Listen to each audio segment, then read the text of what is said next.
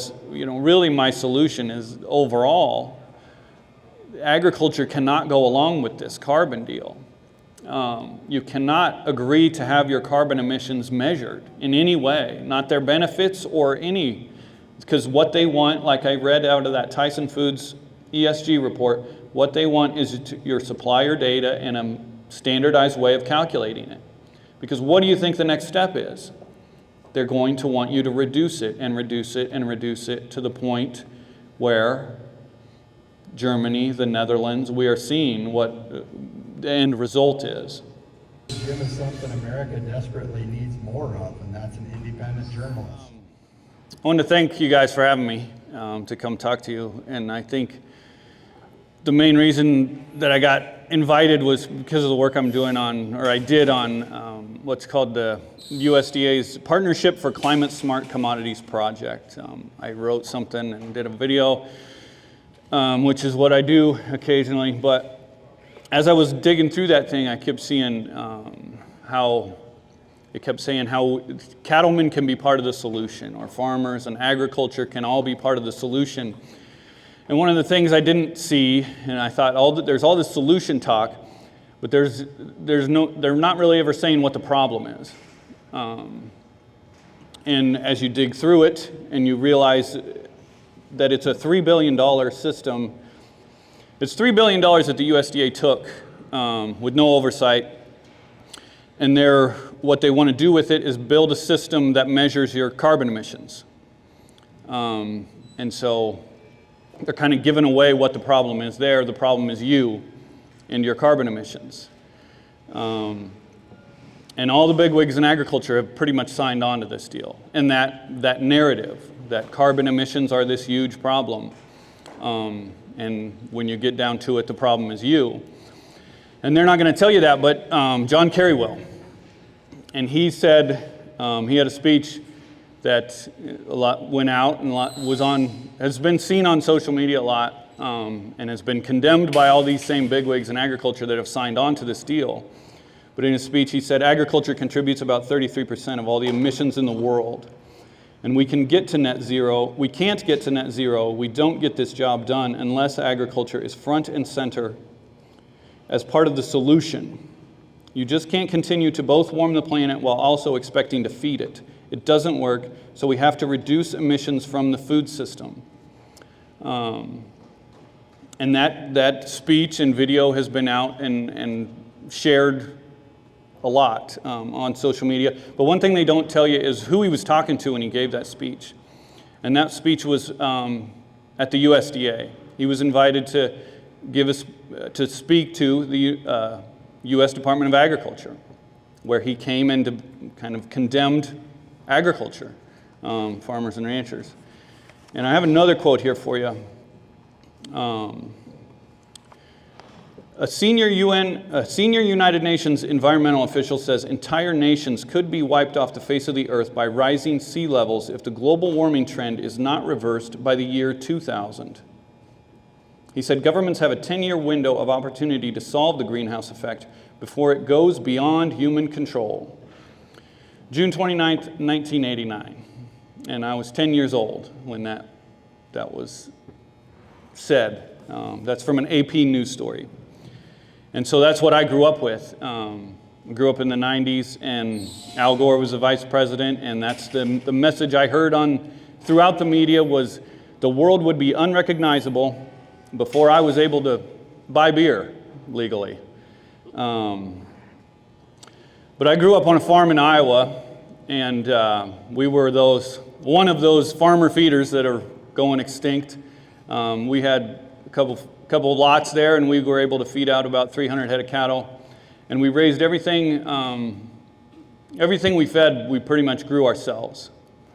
And right across the fence from the cattle, we chopped alfalfa and chopped corn, and that's how we fed the cattle. And we blew it up into these nice big blue harvest stores. And the guy that lived there before us built a real nice place, and then my dad bought it from the bank in the mid-'80s, which is kind of a common story back then. But when you run that kind of operation, you always have stuff to fix, I feel like. And My dad likes working on stuff, so we fix pretty much everything ourselves. And so he built himself a real nice shop, and that's where I learned how to hold a flashlight and hand him tools, and I got real good at sweeping the floor. But spent a lot of time up in that shop, and in the shop there was a real familiar voice back in the 90s, and I think he was found in a lot of shops, and his name was Rush Limbaugh.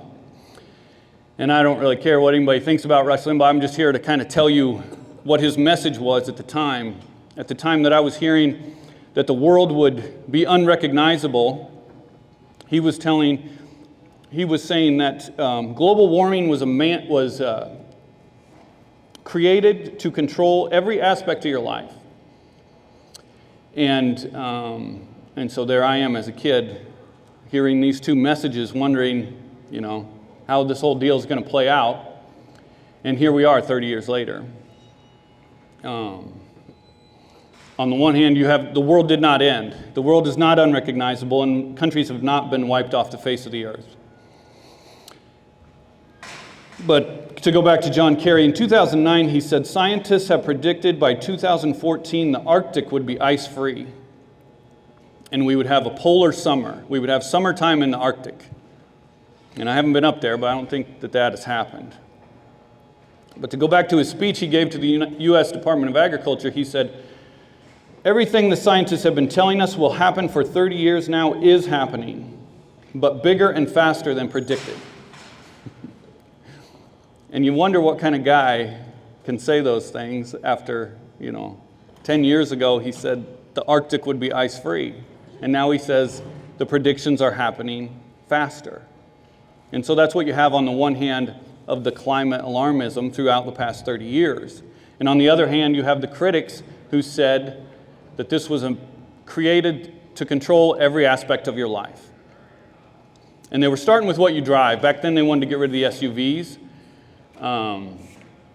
But guys like Rush Limbaugh would say that's where they're starting, but they're going to try to get to every aspect of your life.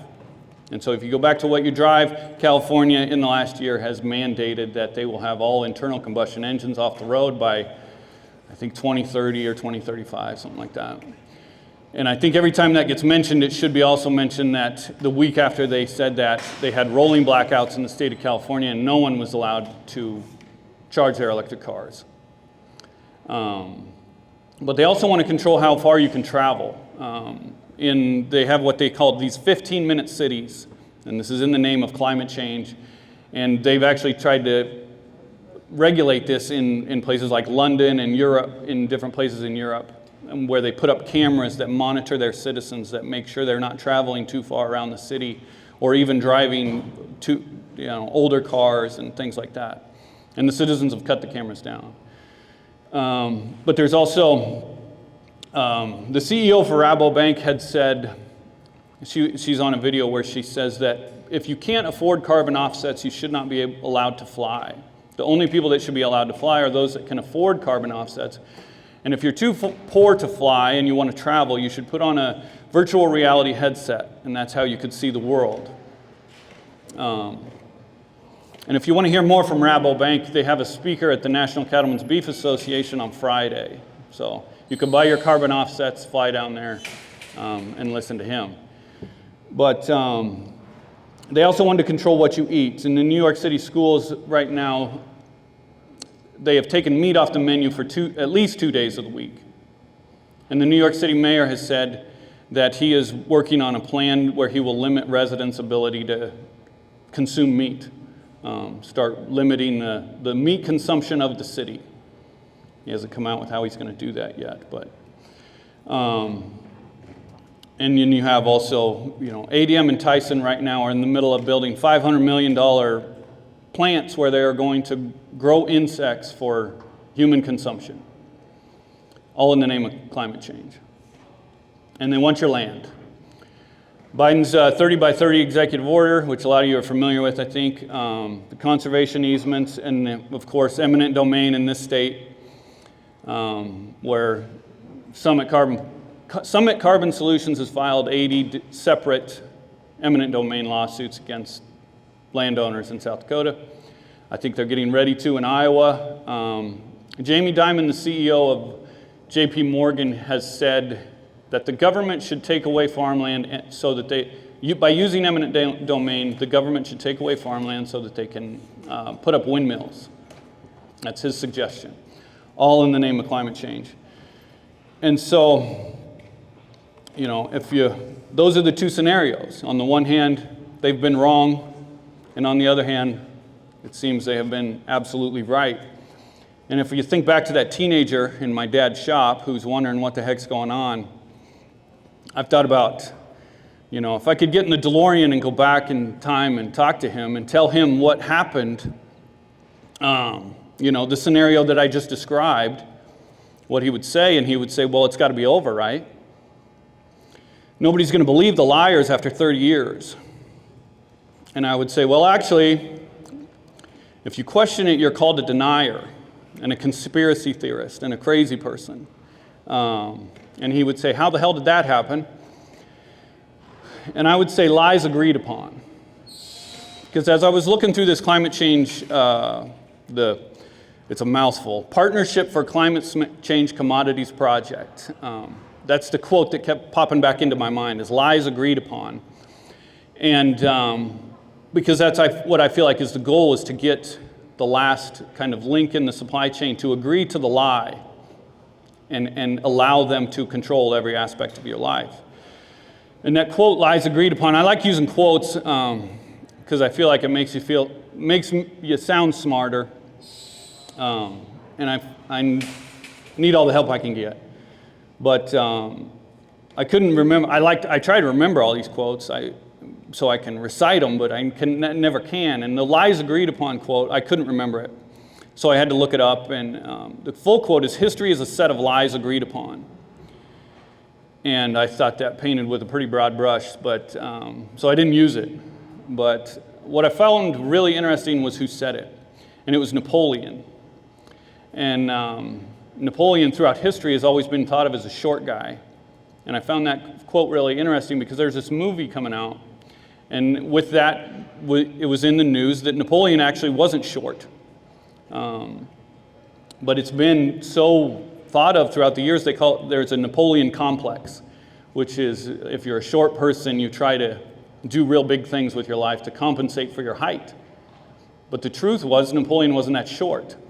He was actually 5'6", and the average male height in the year 1800 was 5 feet 5 inches. So he was an inch taller than the average male. And so how did the lie get agreed upon? Well, the Brits hated Napoleon, and there was one specific journalist named Gilray, and back then they didn't have pictures, so a lot of the illustrations, a lot of the pictures in the newspapers were illustrations. And they used a lot of political cartoons and satire. And this Gilray would always draw Napoleon as a short little guy throwing temper tantrums. And the lie was agreed upon for 225 years. And when Napoleon was dying, on his deathbed, he said, Gilray did more than all the armies of Britain to bring me down. And so that kind of gives you an idea of who's best at getting the lies to be agreed upon. If you need lies to be spread, you go to the media. And when I first heard about this Climate Smart project, I was looking through it. I've been working on doing different videos and writing about ESG during the past year. And that is environmental social governance. And it's really a plan that has been used to push lies throughout the supply chain, especially when it comes to agriculture. And so I wrote this article, and a lady commented, she said, we applied for some of that climate smart money, but they gave it all to the big corporations. And I thought, what the hell is this deal? I had never heard of it. And so I started looking at it. And I went to it, and I was going through all the big corporations that they had given the $3 billion to. And the first one that really popped out to me was Farm Journal. And I thought, what the heck is this? And I click on it. And a lot of the first project that came up, it was $5 million. That's what the people got. And so I'm scrolling through, and I click on Farm Journal, and I see $40 million. And I thought, what in the hell is this?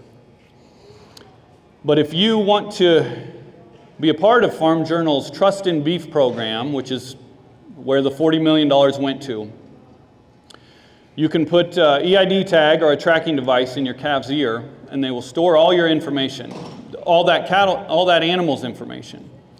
But then you put an app on your phone, and you put all of the information about your operation into that app. How you to rotate your cattle, what you feed them, your land, soil, all that goes into the app. And then you download a software, another kind of software, and that's going to calculate your carbon emissions. And the way they sell this is they say they're calculating the benefits of what you do. So if you rotate or if you feed certain things, they're going to measure your carbon emissions before and after, and they're going to say that you're calculating your benefits. And how you're able to reduce those carbon emissions. And then you submit that info to, I assume, either the USDA or whoever the USDA has paid $40 million to. That is the Farm Journal Trust in Beef program. And that is the same USDA that had John Kerry come and talk to them and tell them how agriculture is the #1 contributor to climate change. And so what do you think they're going to do with that information once they can control your entire operation and have all the measurements of carbon emissions from your entire operation, and you are the biggest contributor to climate change in the world, is what John Kerry said at the USDA meeting. They're going to control every aspect of your life. And by doing these kind of things, one thing I think is really missed. Brett said there's people here talking about carbon credits. And one thing I think is really missed in this whole carbon credit deal is that when you do that, you're agreeing to the lie. Anything that involves carbon reduction or carbon credits or any of this stuff, you're agreeing to the lie. And where the lie comes from goes back to the second quote I gave, the United Nations.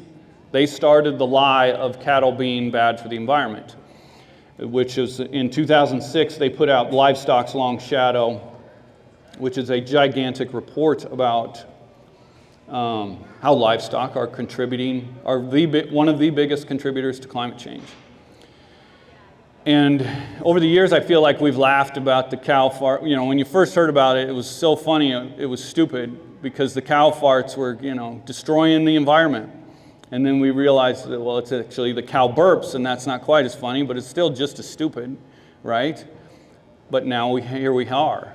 There are ranchers signing up to have their carbon emissions measured and calculated. And that is agreeing to the lie. Why would we ever need to have our carbon emissions calculated or measured if you didn't agree to that lie? So back in 2006, was Livestock's Long Shadow. In 2012, the Global Roundtable for Sustainable Beef was created. And that was really the beef industry's first agreement to the lie, or people in the beef industry, I would say. They couldn't wait to do it, it seems like. And I'm not as familiar with the Global Roundtable as some of the people in here, but I just went to their website real quick, and their executive director had a quote. The quandary facing us now is that we know the beef industry does not have to have a negative effect on the impact or climate biodiversity, but that it often does.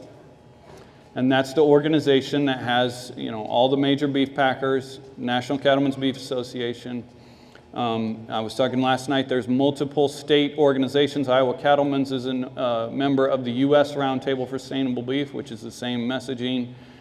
They are saying that the beef industry often has a negative effect on climate. They have obviously agreed to the lie. And then around 2015, 2016, you had all 4 major beef packers purchasing or investing in fake meat. The fake meat's big selling point was it was better for the climate. They kind of perpetuate the lie by investing in those companies and allow those companies to kind of, that's giving them a bullhorn of talking about how beef is bad for the climate.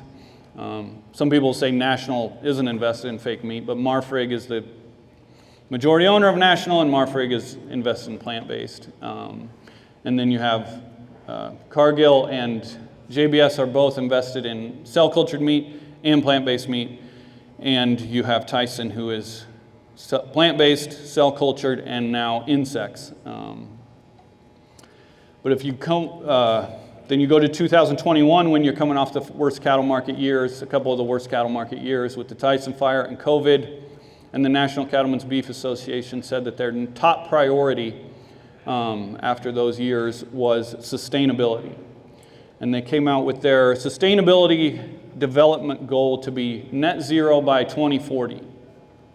And all of those terms, sustainability development goal, and all that comes from the United Nations and their ESG plans and these reports. The same United Nations that predicted that the world would be unrecognizable by the year 2000.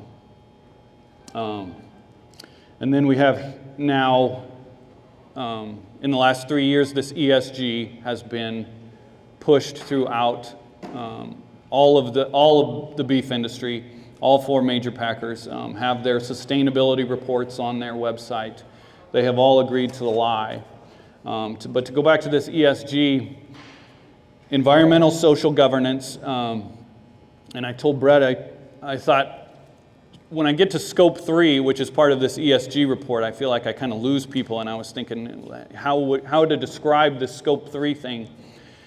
And I thought, well, it's kind of, you have a colonoscopy. It's kind of the same thing with the scope. Like, I don't know why they named it scope 3, and I think that might be part of where I lose people, but if you think about it, it's kind of like a rectal exam of your carbon emissions. And that's what scope 3 is.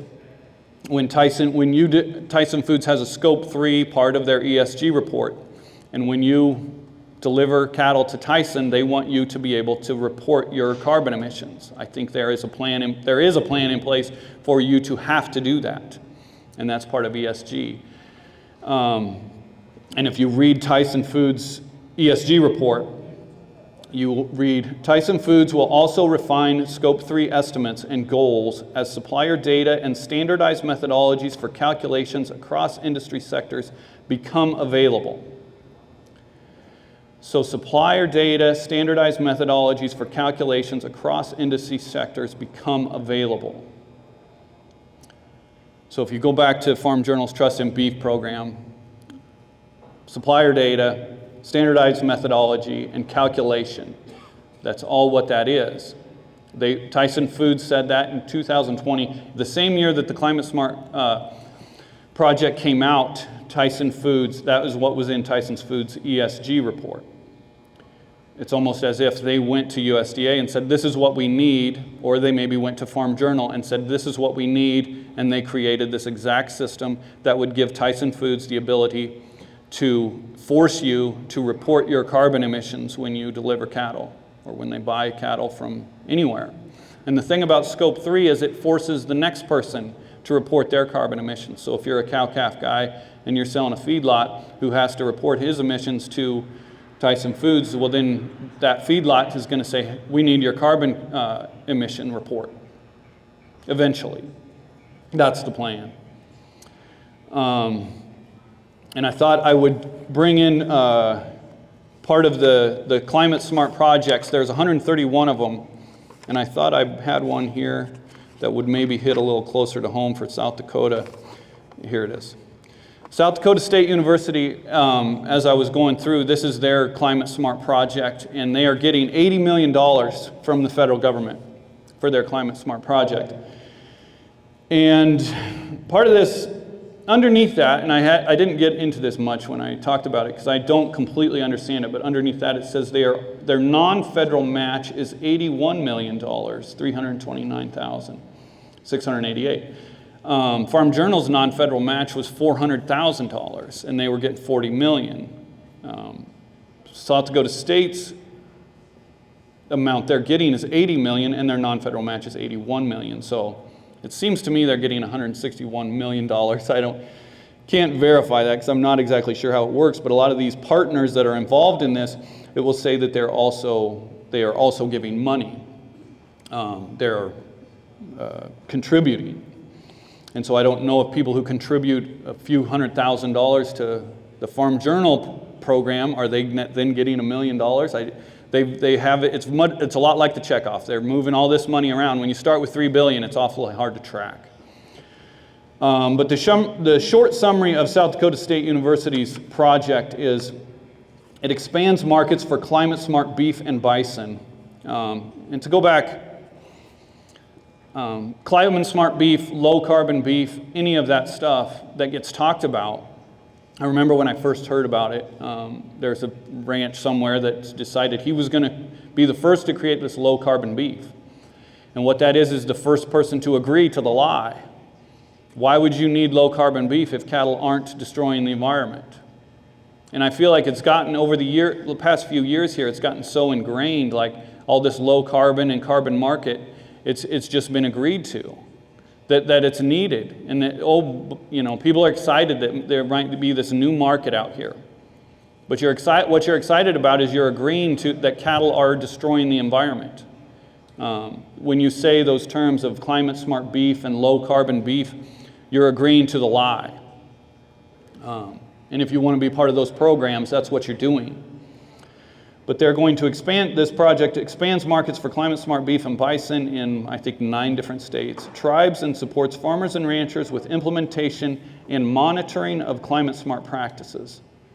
All of these projects that I looked at have the same kind of language of monitoring. That one says climate-smart practices. Most of them will say greenhouse gas emissions. If you look deeper, you will see they have a section here that's called monitoring highlights. The project will use COMET for calculating greenhouse gas emissions. COMET is an app or a software that was developed by USDA along with Colorado State University. And if you go to the COMET website, you can click anywhere in the world and you can put in what you're doing, like what form of agriculture you're doing. So if you're putting in cattle, you're raising cattle, and then they will give you recommendations on how to reduce your carbon emissions if you're raising cattle. And the 2 main recommendations they have are increase your rotations, rotational grazing, and reduce your herd. So if you're rotating as much as you need to, what's the next step? If you're not reducing your climate emissions enough, what's the next step? And the USDA, I believe, are going to use this COMET app to make a detailed map of the U.S. And so every county will have exactly what you need to do to reduce your carbon emissions. And every county could possibly have exactly how many cattle you need to have the right number of acceptable carbon emissions. But to go on, so the project will use COMET for calculating greenhouse gas benefits. Smart Score AI will be used to develop software and warehouse and store data. Yardstick will also be used to measure soil profile, organic carbon, and bulk density. CLOC will measure and monitor greenhouse gas emissions from the beef and bison. And if you go back to Tyson Foods, what they need for their ESG report, supplier data, standardized methodology for calculations across industry sectors. South Dakota State's getting $80 million to put this in place. CLOC, to really bring this close to home, CLOC will measure and monitor greenhouse gas emissions from beef and bison. CLOC is a company that's located in Rapid City, right down the street. And they are building machines that will measure the emissions that come out of your cattle. They have machines somehow. It seems pretty, I don't know how accurate this could be or how they could even say that it's anywhere accurate, but they have machines you can put cake or feed into, and your cow will come up and sit there and eat, and these machines will measure how much greenhouse gas emissions are coming out of the nostrils of your animals. And that's being done in Rapid City. And so the lie has really now, I believe, knocking at your front door. It has made it all the way through the entire cattle supply chain, and there is one link left. And I believe that is the independent farmer and rancher. And so legacy is talked about a lot in this industry. We talk about generations and the generations past and the generations coming. And I think right now we have a kind of a decision to make as far as legacy goes. Our legacy could be filling up the land with windmills and solar panels and carbon pipelines and EID tags. And we could be handing down ranches that are controlled by the federal government through carbon emission regulations. But when I told my mother I was coming to do this deal, she said, "Well, I sure hope you have something positive to say." And I said, "You know what, you're right." And so I got to thinking about it. And when you get to digging into this stuff, it gets really overwhelming, and it's really easy to get down when you see, when you look at the list of the people signed up on this thing and the people who have agreed to this lie. And it's every industry throughout agriculture. It's almost every corporation throughout agriculture is all talking about carbon now. And if you're talking about carbon, you've agreed to the lie. And so over the years that I've been doing this deal, I've kind of realized that to try to stay positive and not get too down and not get too overwhelmed is I look at these things as opportunities. And so when you go back to talking about legacy, our generation, I believe, now has the opportunity of leaving a legacy of standing up for the truth, rejecting the lies, and giving the next generation the opportunity to run their ranches with freedom, liberty, and independence. In Iowa, there was this guy traveling all around the state a few weeks ago, and his name was Vivek Ramaswamy. And at all of his speeches, he would say, "We are living in a 1776 moment." And that can sound kind of out there when I first heard it. I was like, well, I don't know if we're ready to pick up the muskets just yet. But I think when you look at it, I think he's right. Because I think what he means by that is you have the choice of giving into tyranny or standing up and taking the opportunity to stand up for freedom and truth and independence. And so that's what I wanted to come here today to say.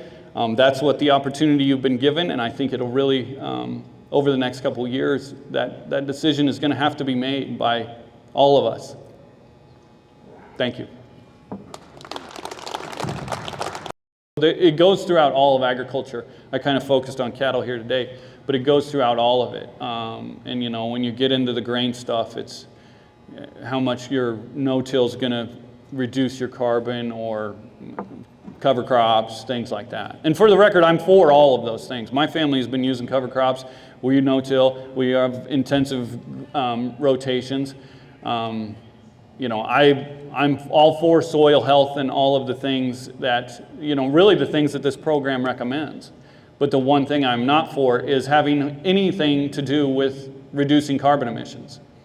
Because when you do that, you're agreeing that you're destroying the planet, which I just don't believe. Really my solution is overall, agriculture cannot go along with this carbon deal.